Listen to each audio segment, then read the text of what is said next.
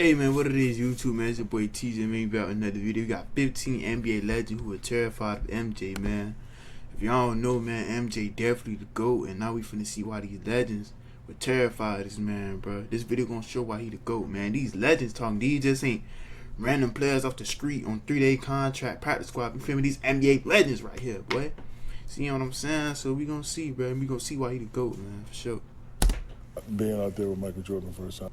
Michael Jordan was That one boy of the shot. most fearsome NBA players of all time, not just because of his skill, athletic abilities, and dominance, but because of his ruthless mentality and unshakable confidence. He didn't just aim to win. He wanted to break his opponents mentally and physically until they had no choice but to respect his greatness. From the moment he stepped on the court, MJ demanded fear. His trash talk was relentless, his work ethic unmatched, and his ability to take even the smallest slight and turn it into a personal mission was downright terrifying. Players knew that if they challenged Jordan, even unintentionally, he would make them pay in the worst way possible. Whether it was dropping 50 on a rival, silencing a trash talker, or reminding an all-star who the real top dog of the league was. Jordan's presence alone struck fear into even the best of the best. Some tried to stand up to him, most failed. Because when you faced Michael Jordan, you weren't just playing basketball. You were stepping into a battle where only one man was walking away victorious. And more often than not, that man was MJ. So I'm going to show you a collection of 15 NBA legends who were terrified of Michael Jordan, starting with Dominique Wilkins, also known as the human highlight film. Even Wilkins himself admitted that Jordan had an intimidation factor that couldn't be ignored. If you ain't ever faced him, you don't understand. But Dominique, though. If you ain't ever faced Mike, Only you a can't, real one, you yeah. can't make that comment. Yeah. Man, I played against some of the most hard-nosed, talented players that ever played this game. Good. He was a phenomenon, and he had attitude to go with it. I mean, he was, when you played against Mike, his eyes were bloodshot red every game. It was like he was possessed. I used to say to myself, all right, I got to go work tonight. Jesus is coming. You know what I'm saying? One thing about Jordan, everybody always talk about his offense, bro. And I always say this, bro. He was like that on defense, too. Like, that's what make him the GOAT. I'm just not looking, his dunking and all that. That's why I'm not calling him the GOAT. Like, I really seen this man play defense, bro. Like, I really see the clips of this man, like, really playing defense, bro. Like, I see the goods and bads, too, because, highlights just show good stuff. I see the good and bad, too, that people don't realize, though. Highlights just show good. But when I be watching, like, the real games they still be having on YouTube, like, this man was nice, but this man was cold. This man was out here hooping, bro. Like, the man that, like, he a goat on both sides of the court, bro. Not just offense, bro. Defense, too, though. Jordan really like that, bro. On both sides of the ball, man. And so he and I, we had so much respect. But I'm going to tell you when I knew how good he was.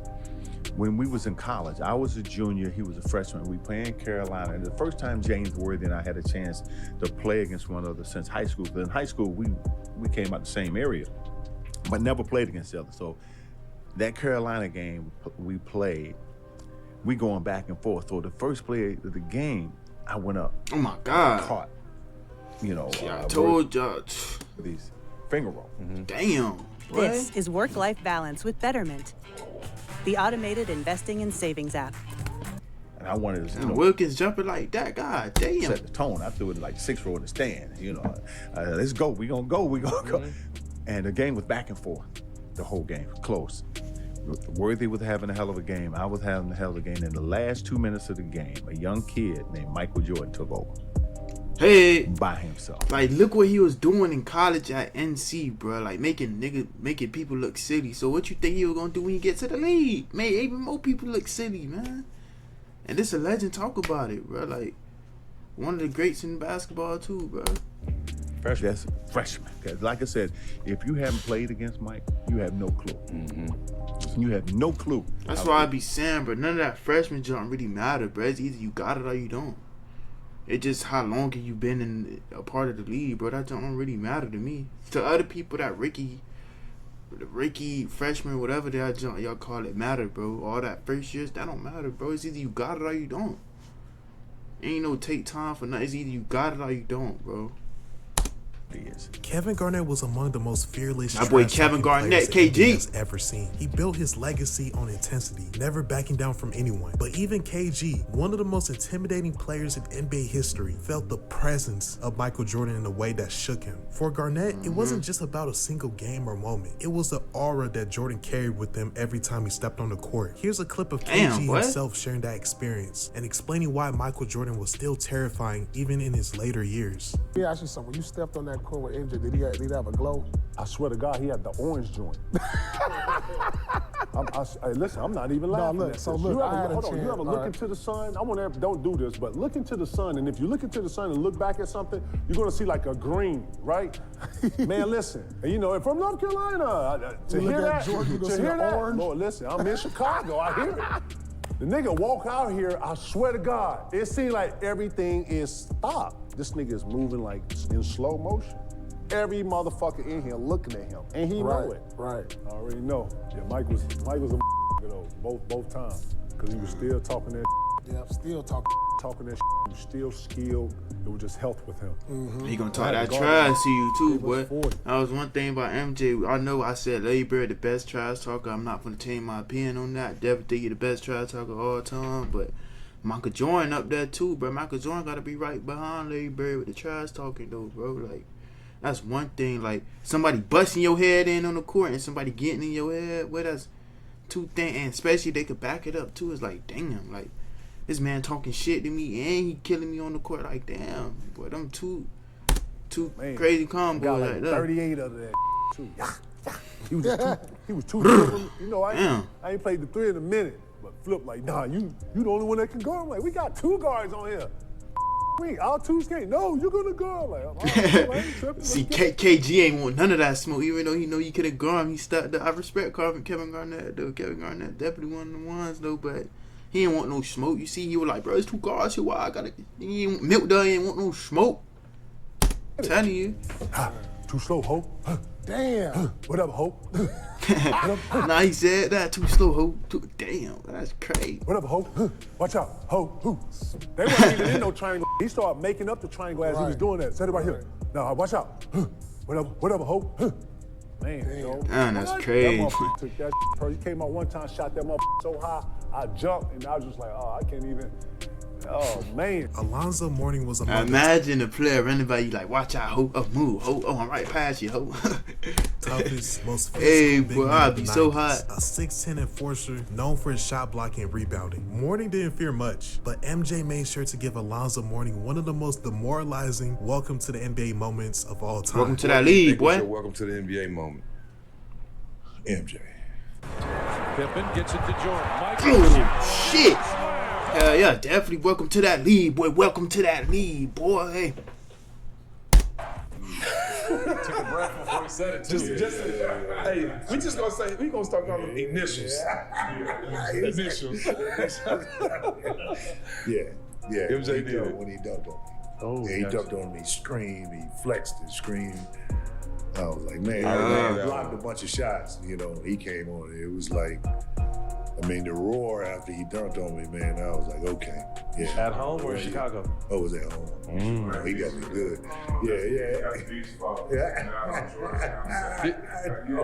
No, I'm blaming Kendall Gill for that. Yeah, Kendall Gill was always talking shit to Mike.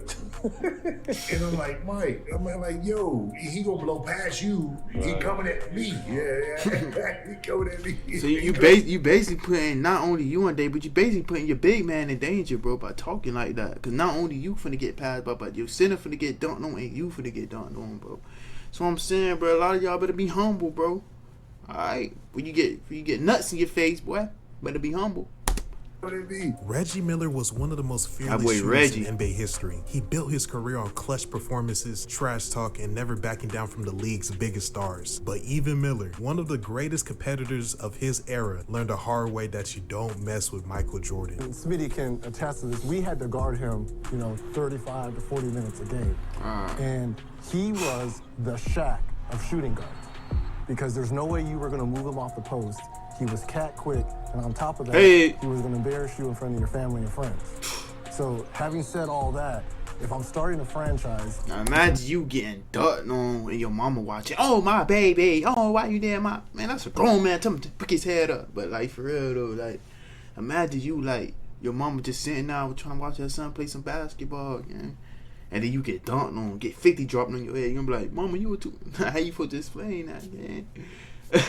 That's crazy. Not only do I want to put people in he too good, Mama. Michael will do that, but his skill level was so far ahead of everyone else. We're playing this exhibition game, and Michael's going through the motion. And Chuck Person, who's on my team, who's a trash talker as well, is like, can you believe Michael Jordan, the guy everyone's talking about, who's supposed to be able to walk on water? You're out here killing him, Reg. This is in the first half. He's like, you should be talking to him. He's like, you know, you're right, Michael. Who do you think you are? That's one thing about sports, though. Like, you got to be smart and get in your opponent's head. Like me, when I play football or basketball, I'm always in my talking trap. Be like, yeah, boy, yeah, boy, nigga just talked to you, nigga just did whoop, whoop, that, this the third. Yeah, you're supposed to get in your opponent's head, bro. You supposed to throw him off your game, bro. That's what you supposed to do, man. That's what I think. I think sports all about trash talking, bro. Like in the moment, bro, ain't nobody friends, bro. We here to get down, boy. Ain't no friends off the court. Yeah, man, what's up, bro? How you been doing, G? We're on that court, man. Watch out.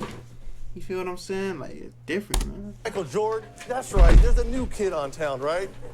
Kind of looks at me and starts shaking his head. So at half, I have 10. And he Reggie, has you know the deal, 4 boy. points, right? I'm doing all this talking. He's like, okay. Into the game in the second half, he ended up with 44. Damn.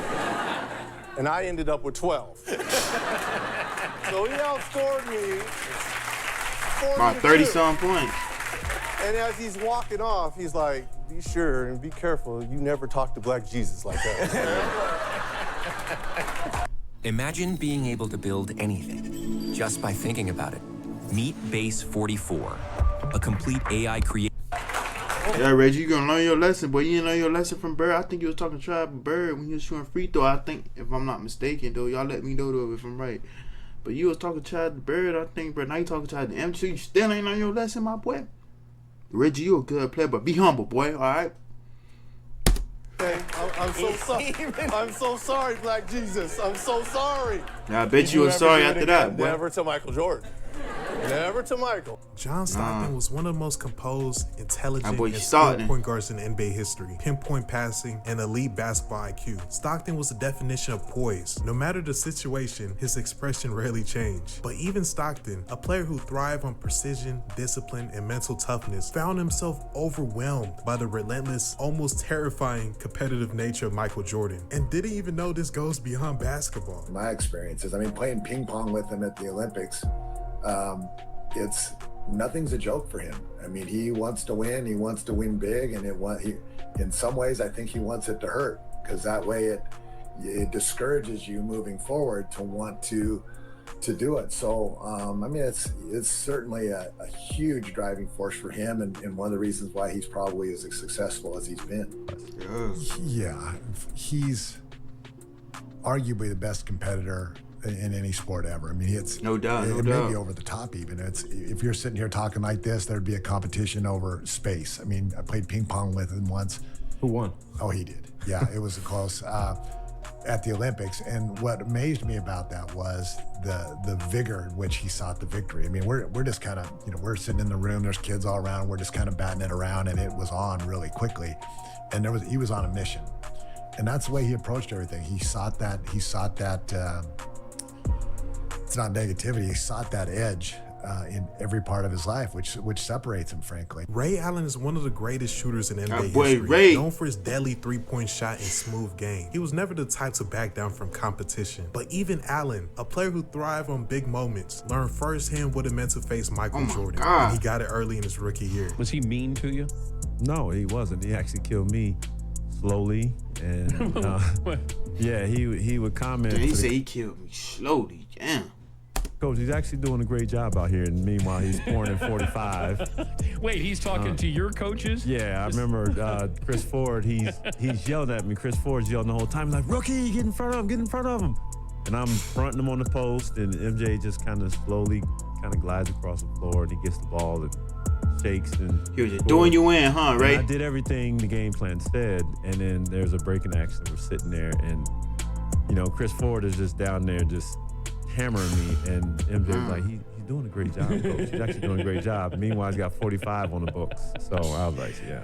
Did you think that Mike didn't want you taken out because he had 45 in the books? Like he wanted you to guard it? No, I honestly believe that he didn't think that anybody could stop him.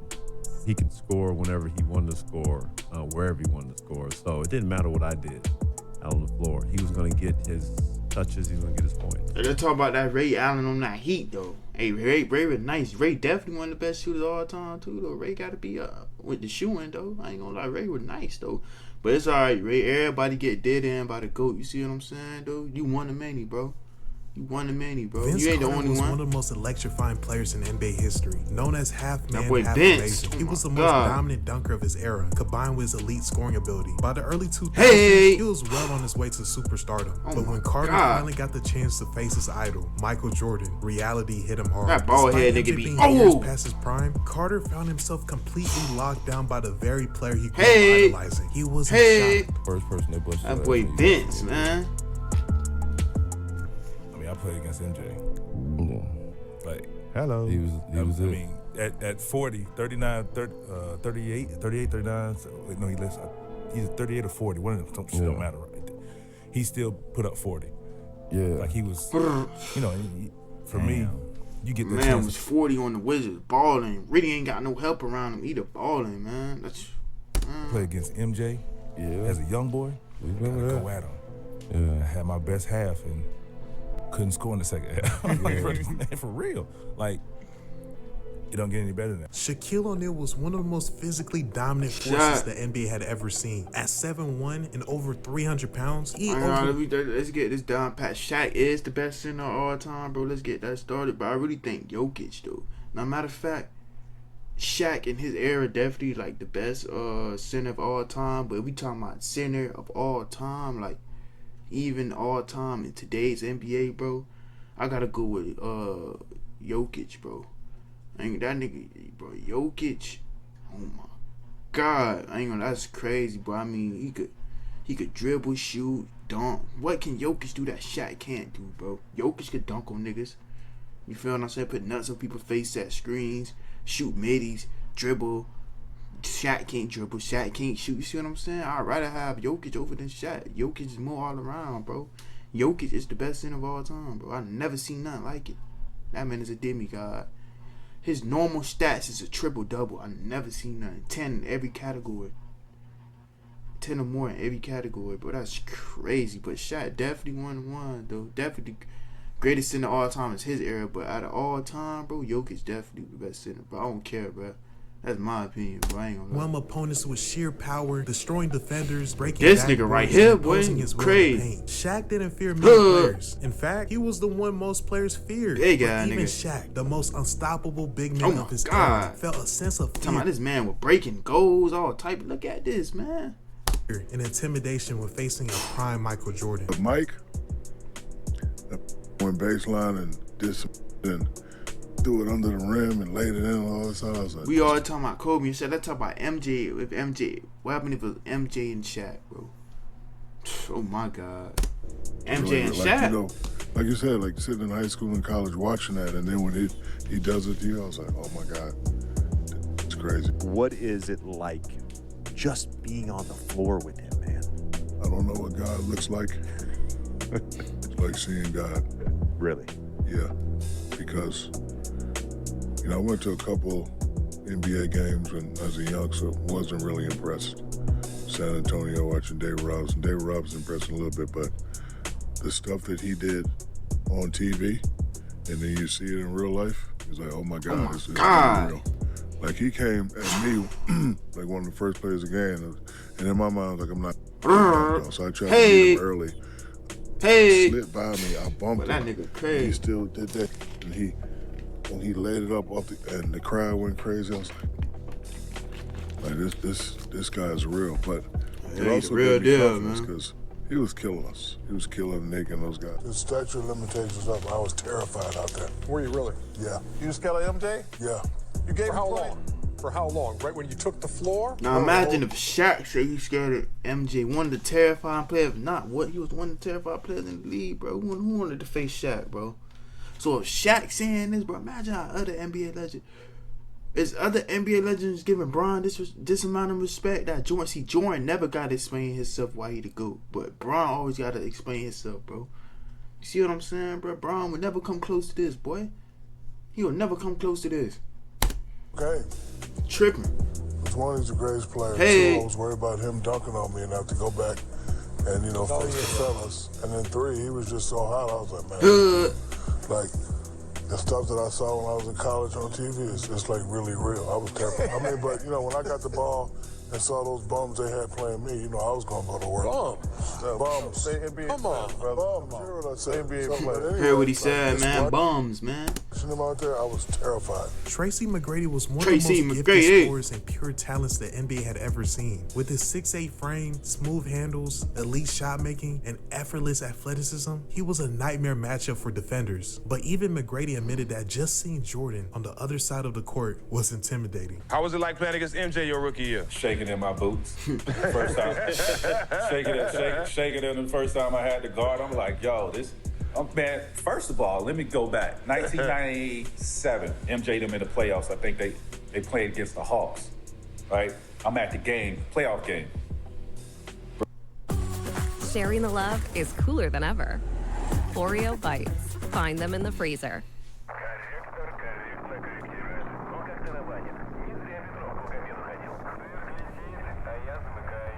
Bruh, I got an opportunity to go in the back by the locker room after the game.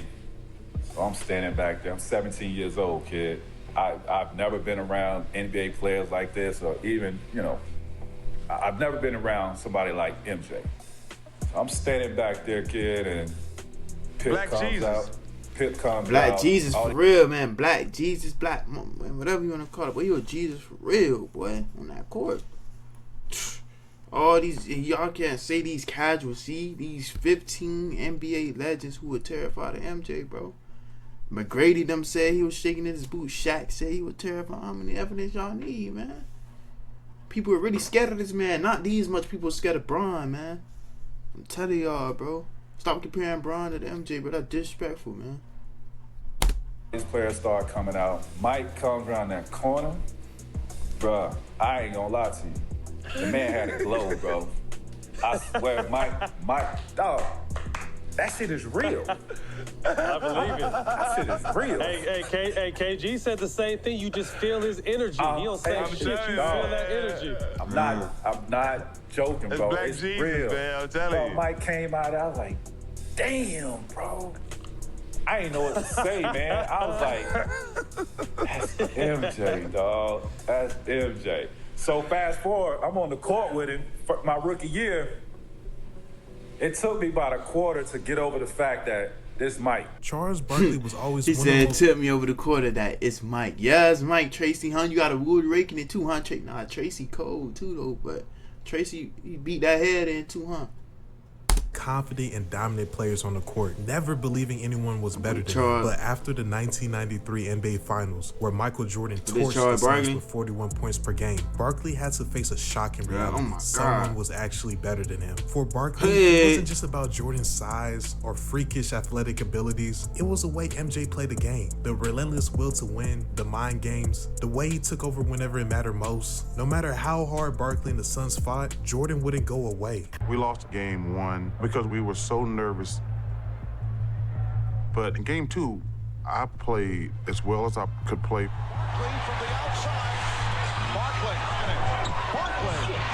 Man, that boy Barkley was hooping though.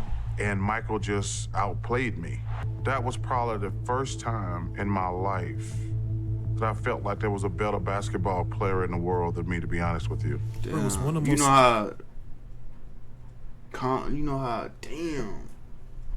know how much it takes for somebody to say that? Like these other NBA legends saying somebody better, you never not put think nobody better than you, but sometimes you gotta accept it, man.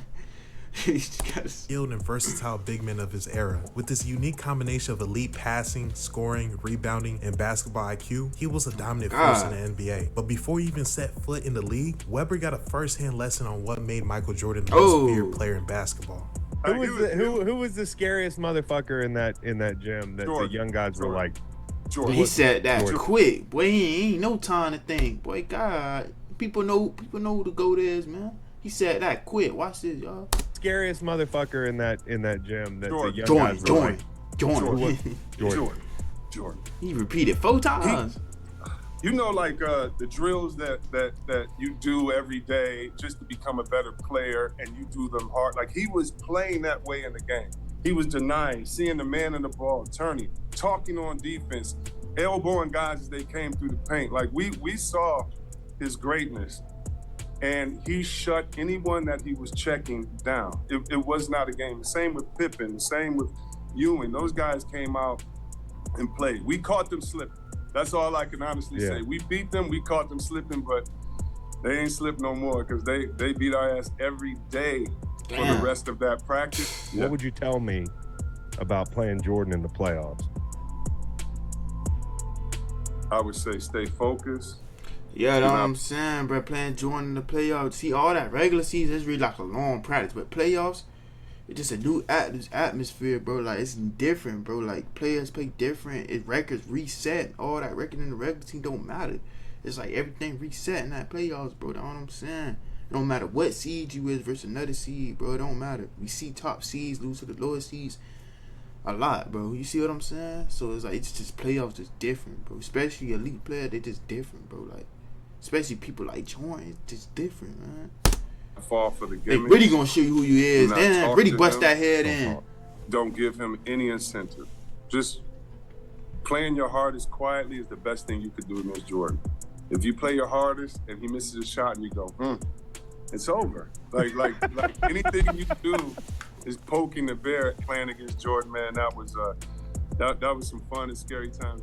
Isaiah Thomas is one of the toughest, smartest, and most skilled point guards in NBA history. As the leader of the Detroit Pistons Bad Boys dynasty, he was known for his relentless competitive spirit and has taken down some of the greatest players of all time. But when it came to Michael Jordan, even Thomas felt the overwhelming presence of when Michael Jordan came to the scene. As you know, the Pistons physically dominated Jordan, implementing the infamous Jordan rules to try and keep him under control. They knocked him to the floor, double-teamed him, and made every possession a war. But despite their success in the late 80s, deep down Thomas knew Jordan was coming, and there was nothing he could do to stop it.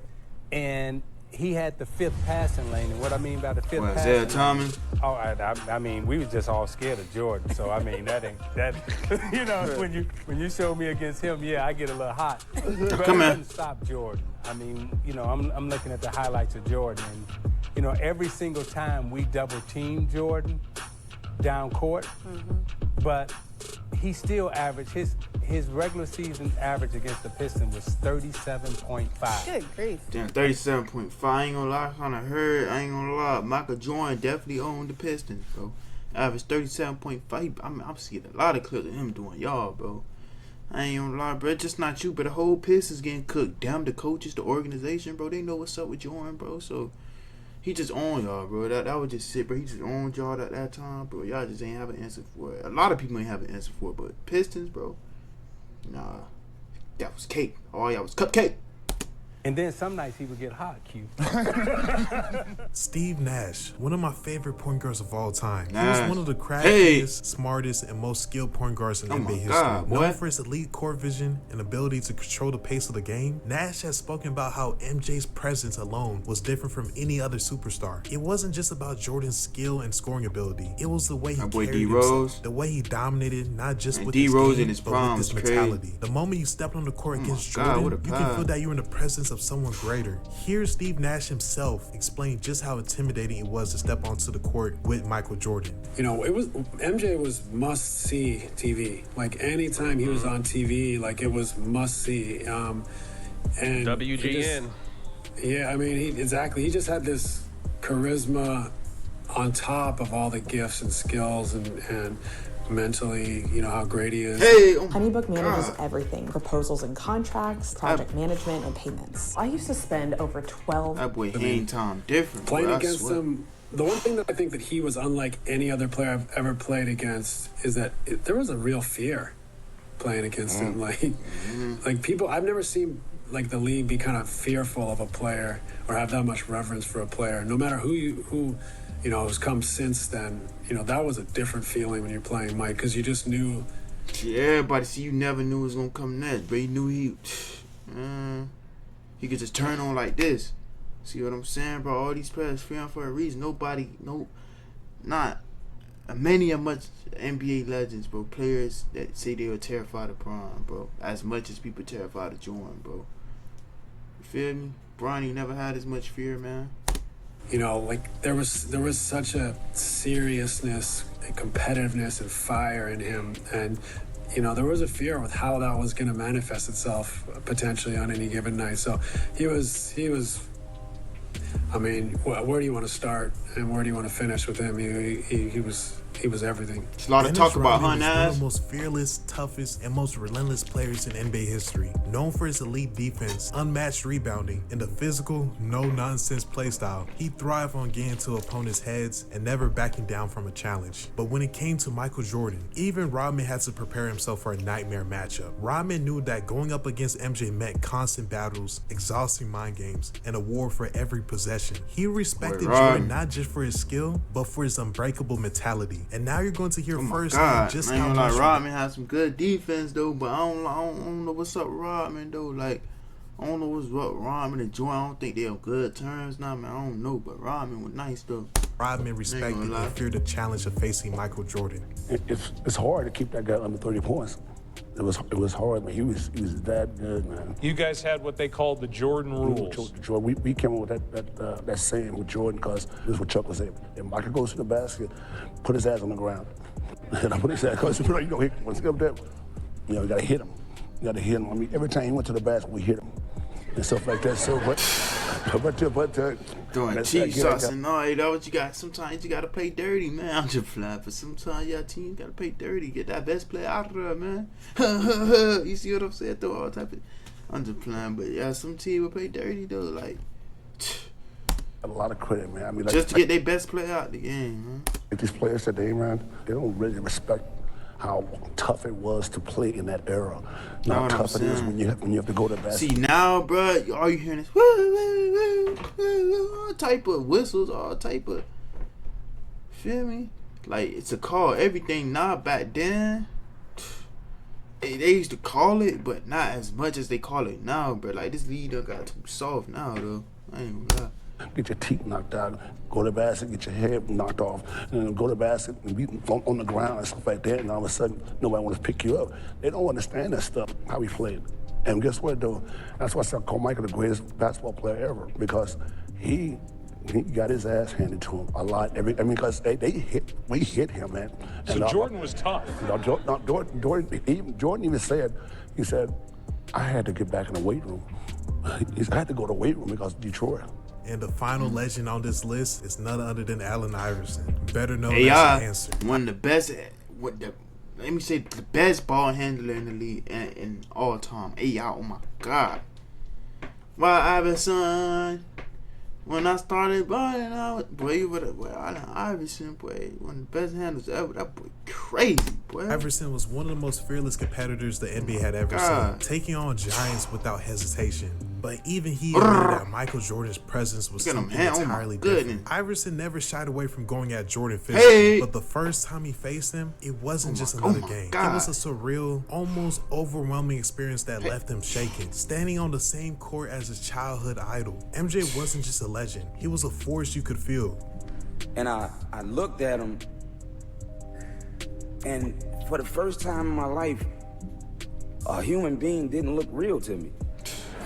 You know what I'm saying? He ain't look real, but he's like a created player. 99 across. You see what I'm saying, right? Like a created 2K player, bro. This is can't be a real person jumping from the free throw line. That ain't normal.